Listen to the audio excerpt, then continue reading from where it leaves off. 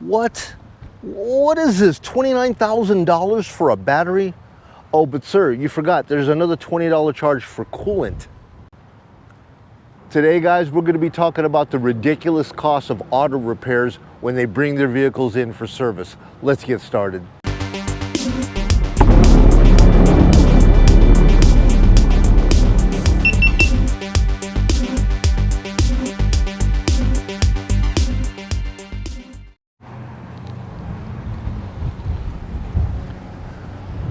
Welcome back, everybody. It's Joey again. You're watching VegasDtech, back with another video for you. Today, guys, we're going to be giving a little bit of rest to Lake Mead in the situation that's going out there. And today we're going to be discussing another topic that I'm seeing happen as the heat gets incredibly hot here in Las Vegas, going up above triple-digit teen numbers now. We're seeing routinely 111 degrees. And I'm seeing many people having auto repair issues. Things are blowing up constantly. Batteries blowing up, radiators blowing up, heater cores blowing up. So many things are blowing up. And the problem that we're having here, and the question that I'm getting from coworkers, family, and friends is, why is my auto repair bills so high? And today I'm going to be discussing with you why this situation is happening. My coworkers at work, when I go in the morning, I always take a look at them and I always try to say, hello, how are you guys doing today? And I always get that exhalation, that right? And it's always some situation with a car repair that's happening, okay? Just recently, I had a girl at my work show me her auto repair bill for a battery that she just had to replace in her car. And she showed it to me, and it was for over $600 for a battery. Now, of course, that sounds ridiculous. It should never be $600. So I asked her, why is it $600? First of all, what kind of car are you driving? And she said those three abbreviations, BMW. And I'm like, well, there it is right there. You know, BMWs, Mercedes, Audis, they can be had for so cheap right now because the owners that drive those vehicles know that when their factory warranty runs out, they become the warranty, and they want to get out of that before the next repair happens. Now, just like the trade with Tom Brady from the Patriots, they decided to let him go while he still had a little bit of value to him. And most people do that with their vehicles too. They're just like, you know what? I just paid for my first repair out of warranty. This is ridiculous. I'm not doing that no more. I'm going to go ahead and get rid of it. Now, guys, right behind me here is my new to me 2010 Toyota Tacoma that I just picked up. I have been saving and hunting and looking for the longest time trying to find me a pickup truck, and this is what I settled on. And I will tell you the reasons for why I picked this truck. Okay, a 2010, I know a lot of you guys will be like, Joey, why did you buy such an old truck? And I'm gonna discuss that with you in this video, all right? So getting back to the situation with my coworker with her battery, she took a look at her battery repair ticket. She brought it into Meineke, and the lady who wrote it up told her, this is gonna be about $650 or so for your battery to be replaced. Now, we already know because it's an exotic German sports car, it's gonna cost more money. But why 600, guys? You know, a battery replacement is one of the most dumbest things that anybody can replace. I think Ray Charles and Stevie Wonder can replace a battery. You know what I mean? Why would it be over $600? First of all, they are saying that the vehicle requires a specific type of a battery. And in this case, they want it to be a dealer battery made by AMG, okay? That battery is gonna run over $300, close to $400 for that battery.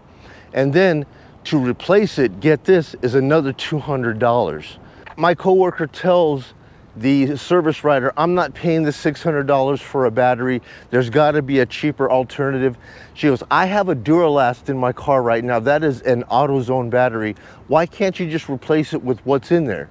So the lady goes, well, okay, we'll see if we can get that for you, which they found one and they ordered it in, and her invoice now dropped from a little over 600 to 450, 60, I believe is what it is. Let me check. So after they decided to go ahead and order in the Duralast battery and have that sent over to put in, the invoice dropped now to around $460. So it's about $200 difference, but still $460 for a battery replacement. And she's asking, why is it so expensive? And I tell you, she goes, if the battery is $260 some, where did the rest of this thing go? Well, here's the deal. The battery, $260. And then comes the labor to put it in. Guys, we know putting in a battery into a car should be about a 20-minute job. It's you undo the terminals, you undo the lockdown plate, pull it out, put the other one in, tighten up the terminals, and you're on your way. Well, that's not the situation when it comes down to these modern cars today. Now you have to have the vehicle reprogrammed to accept the battery.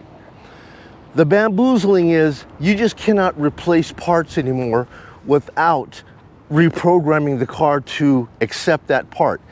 In her situation, what happens is that when a battery starts to degrade or lose its ability to hold a voltage, the computer tells the alternator to stop producing or charging as much power, stop sending as much power to the battery, okay? So you're losing charge, and eventually your car is going to die and not start anymore. And then when you go to replace it with another battery, yes, you've replaced it with another battery and you start driving, and then the alternator is still in that state of charge where it's only replacing the battery with the minimum amount of power. And then within a week or a couple of days, you're gonna go right back to where you were before with the battery dying again.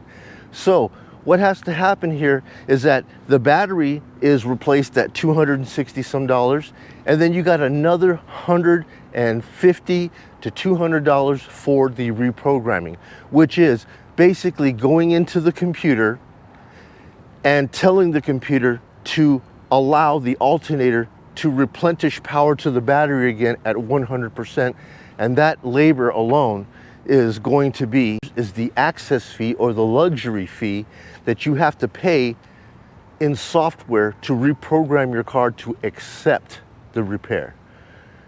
Guys, I don't like it any more than anybody else, but we're seeing this more and more with the newer vehicles that are out there. That's the reason why I personally chose to drive an older vehicle. See, right now, guys, the mark of luxury isn't a brand new vehicle anymore. Right now, the mark of luxury, or the standard of luxury, is being able to afford one of these older vehicles that are free from the extortion of the reprogramming that is happening at the dealerships and at these independent repair shops.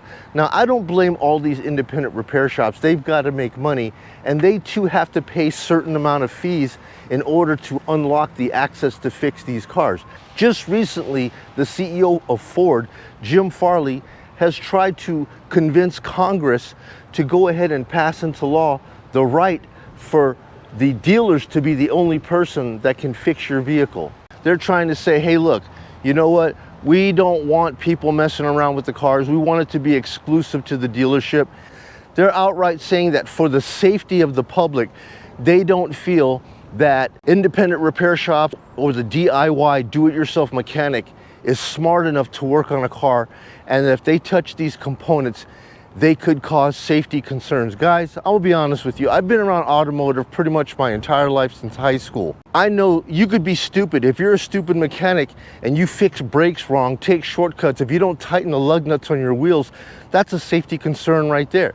You can get on the road, get on the freeway, and your wheels fall off or your brakes lock up, and you jeopardize the safety of everybody in the car. That goes without saying that if you're lazy and you're incompetent and you're not trained correctly, then yes, those are the concerns. But to straight up say that they are the only ones that should have the right to work on your car, that is absolutely ridiculous. The majority of these new cars that come out right now, many people are returning these vehicles back because they are loaded down with entirely too much tech and entirely too much emission control devices. What's going on here with the emission control devices is, first of all, they're trying to make these cars become zero compliant vehicles, zero compliant emission vehicles for, trying to clean the pollution out of the air. As long as it's gasoline, guys, that's going to kick out a certain amount of pollution. What the problem is they're putting so much emission control devices on these vehicles that they make them unreliable now. They're trying to take the unburnt gas and reroute them back into the engine to be reburnt again to produce less emissions. Now, when a vehicle is new, that might be okay because all of the components in the vehicle are brand new, the intakes are clean, all of the alleys and galleys, they're all clean, and that's okay. But as you start administering that reburn sequence, that exhaust will start to accumulate and create deposits inside of those chambers, inside of those intake galleys, and they'll eventually clog up all of those internal components, and then the vehicle will start to break down, and here comes the repairs again, okay guys? Now just imagine if they tried to implement that by making all humans wear rebreathers, okay? You have to wear a mask. They're like, guys, the days of taking one breath in and then exhaling are done. We want you to rebreathe your exhaust. So you wear a mask and you breathe in. As you exhale, you breathe it out into the mask. The next breath you bring in is going to be the exhale of your first breath, and then you can release it. They want you to breathe the same air twice, okay? And that's exactly what's going on with these cars, is they are trying to implement too much of these emission devices on the vehicles, making them unreliable, and they're including these vehicles with entirely too much tech, too much electronics, too much features. And let me tell you, with the heat that's out here, guys, they are putting so much burden and stress on these vehicles that they will give out. So when you go out and you buy yourself a brand new car, you're not buying yourself a car that will not break down. All cars inherently break down. This is an inherent part of ownership of vehicles. If you own a vehicle, at some point in time, things are gonna break and you're gonna have to deal with the repair. That's just an inherent part of vehicle ownership. For the majority of the repairs that you need to do on your vehicle, you can generally get by with just using a small scan tool like this. A small scan tool like this generally can cost between $20 and $50. Clear your codes, check your emissions, and guide you to help you with fixing minor repairs that surface in your vehicles. For more complicated repairs, you're probably going to need to get yourself a computer like this. This is what technicians would actually use. This right here will go deeper into your car. A computer like this will be required, and this will get you deeper into it if you understand it. Just buying the tool is not enough. You got to have the education of how to read the data graphs and the percentages and so forth for your vehicle. But this is a very deep scan of the components in your vehicle that is going to help the technician fix the problems that are within your car. But now, even if you have these type of tools, the biggest problem that you have is you don't have the permission, okay? The newer vehicles, they require access and permission. This is not gonna do it. You're gonna have to pay the subscription and pay for the access and the paywall to get past the lockouts in the computer to allow the technician to get in and fix these vehicles for you. And these newer vehicles, right now, guys, I feel that it's extortion, and it's just a bunch of bamboozling for you to have to buy a vehicle, pay for the part to get it fixed, and then have to go in and have a technician pay that luxury tax or that access fee in order for the vehicle to accept the part that you just put into your vehicle. And this is the main reason why your repair bills are getting to be way too expensive. I seen this one situation where a Mercedes does not even have a hood latch to open up the hood. The customer was looking all in his user manual saying, hey, where is the latch for me to open up my hood to get inside to my engine? That individual called up the dealership, and the dealership told him there is no latch for you to get in that hood. There's nothing serviceable by the customer in that engine bay. If you need to, we have a vent on the side of the vehicle right here. You could push open and it will allow you to put washer fluid in your car. But anything else under that hood, the coolant, the oil, the battery, the spark plug wires, you cannot have any access to any of that. That is remotely locked, and only a service technician at the dealership has the right or the ability to unlock it. Imagine that. Is this what's coming down the pike for all these newer vehicles? It's getting pretty ridiculous. And that's the reason why I continue to drive older vehicles. Here's an example of what I'm talking about. If I need to replace the battery, you just replace the battery. This happens to be a Toyota battery. Put a new one in, tighten up the terminals, and be about your way. Here's the alternator down here. Another Toyota alternator. Buy the part, put it in, install the cables, and be along your way. Even the filter, Toyota. Down below here, guys, is the starter right here. Toyota. Easy to get to. You just climb up underneath here, 2 bolts, and it comes right out right there. These things do not require rocket science, and it does not require a degree, a whole bunch of skill in order for you to maintain a vehicle like this. It's not going to cost you a whole bunch of money, and it is a very reliable vehicle. Once you do the maintenance on something like this, it should run forever, and it doesn't require for you to go and have a technician program the vehicle with computers. Keep it as simple as possible. When the repairs come, they will not be so painful, and you should be able to afford to get them fixed. Remember, guys, it's not 2006 anymore. It's 2026, and I'm seeing these shop labor rates at $200 an hour. That's bad enough. Parts prices are going through the roof, and on top of that, you're having to be forced to pay these reprogramming computer fees. Unnecessary, guys. Stay away from the new stuff. Too many people are returning their new vehicles as it is. I'm seeing, like I said in my last report, over 3 million repos are happening each year from people that cannot afford to make the payments and have these repair costs, and they're just giving their cars back to the dealership. They want out. They're telling me, please, please, please, take this car. Give me back my Camry, give me back my Accord, give me back my Civic. I don't want to be in this no more. Alrighty, everybody, so here we are on a Sunday in front of a Firestone, and they're closed. But here are some of the vehicles that are waiting with tickets to get repaired first thing Monday morning. Let's take a look. Chrysler, Chevy, Nissan, Jaguar, Buick. I'm just saying, guys, do your due diligence when you pick your vehicle that you're going to buy, especially if you're going to buy something old. Do the research on it. It seems like the same type of vehicles wind up in these shops over and over again. Do your due diligence, Google it, use the Google AI feature. Look for reliability problems on vehicles that you may consider buying, and choose wisely. I told you that at the end of this video, I would tell you my advice with the experience that I have with vehicles, what I would recommend. People that have older used vehicles that are reliable, they're opting out to just pay the maintenance fee. They're saying, hey, whatever it is, $2,000, $3,000, $5,000, pay it. I want it all done. I want the suspension completely, all the bushings done. I want to get the spark plugs, the tune-up, the radiator, the hoses. I want it all done. The catalytic converters, if they need to be done, all done. What was my final cost on that? You're looking at close to about $35,000 to $5,000 for it. You know what?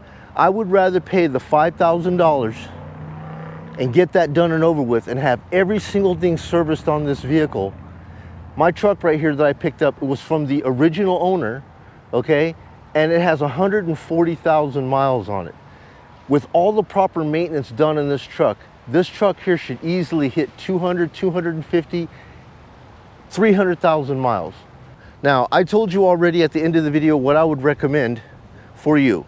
If you guys want to get into a used reliable car, I generally try to find something in the neighborhood, families that have extra vehicles laying around. Do your due diligence and research the vehicles that you like. It doesn't really matter the make and the model. All makes, all models have their issues, okay? But certain models within a make has more issues than others, and certain years have more problems than others. Do your due diligence, Google it up, use the AI feature to scour and see what reliability problems does this vehicle have. And if it looks fairly decent and you have the money and you would like to jump for it, I would only go with the car years between 2000 to 2012. Within those years, you are able to actually work on your own car. You are able to go to a parts store and buy your parts over the counter, have it put into your vehicle, installed, and be on your way. There is no reprogramming necessary. There is no need for you to take your car to a service shop and have them put a computer to it. And those are the vehicles that I would recommend to you. Stay within those years, 2000, don't go beyond 2012, because you start getting into the auto start stop, the electronic e-brakes, all these things that can break and cost a lot of money. And if you guys do not have the funds for that, I would stay used vehicle within those years. Alrighty guys, it is starting to get hot out here now. I got up here early in the morning to make this video for you. I'm gonna go ahead and leave you at that. Our next video will be more on Lake Mead, but for today, I wanted to address the situation is, why are my repair bills so high? And this is the reason right there. So anyways guys, if you folks got anything out of this, you found this video beneficial, useful, or entertaining, please do me a kindness, like the video, subscribe if you haven't done so already. It helps to make the channel grow and I truly appreciate it. You folks be well. I'm Joey, you're watching VegasDtech, and I'm going to go ahead and close this video and get it edited for you before I bake out here and dry up. All right, you guys be well. I'll catch you guys later. Bye now.